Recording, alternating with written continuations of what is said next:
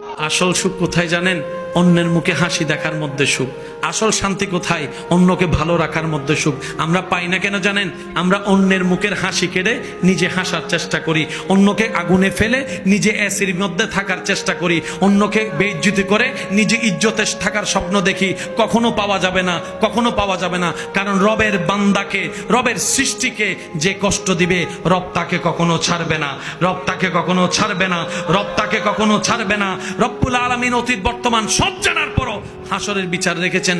তার অন্যতম একটা কারণ হচ্ছে এই দুনিয়াতে যারা টাকার কারণে বিচার পায় নাই, সম্পদের কারণে বিচার পায় নাই, পাওয়ার না থাকার কারণে বিচার পায় নাই, সম্পদের জুলুমের কারণে অত্যাচারিত হয়েছে, বিচার পায় নাই।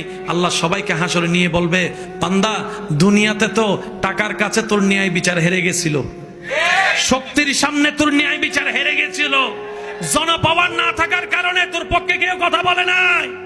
ও বান্দা, হাসরে আনছি আমি, আল্লাহ আছি তোর পক্ষে, এবার আমি ন্যায় বিচার করেই দেখাবো। আল্লাহ আমাদের সবাইকে বুঝার তৌফিক দান করুক। আমিন।